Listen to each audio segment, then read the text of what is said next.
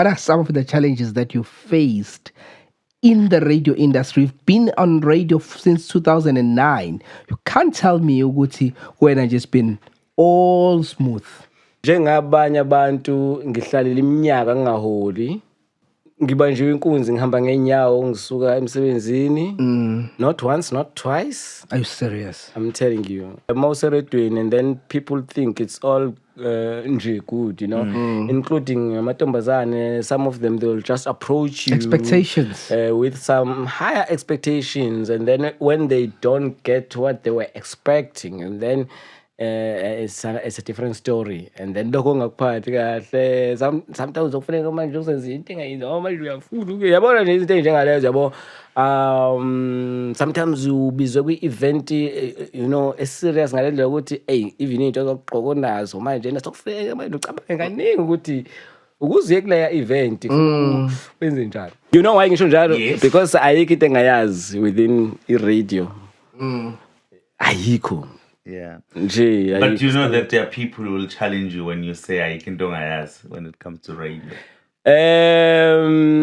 Maybe. So thola ukuthi uzosumalinde memeza phezulu uzophezulu uthi kuleyo moto kulelo khaya sesiyaso ku12 sokufanele inkomo ziyophuza. Yes. Yabo. So umuntu ke wathanda radio ke from then ke ngaqala ngaze khanda ama radio for abomakhelwane ke lokho kungenza ukuthi. Are you serious? Yeah. Hayi uqinisile into ngayazi ke radio kwazi ngisho nokuyikhanda.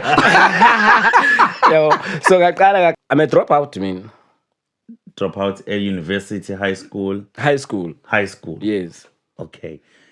Buka grade bani when grade 10. This is when you dropped out. Yes. Ngokwakho i-online radio njengamanje South Africa, is it successful or not? Not yet. Reason being, abantu aba on ama radio asemaningi phela ama online radio stations, abantu aba on ama online radio stations they are failing the marketing part. Okay.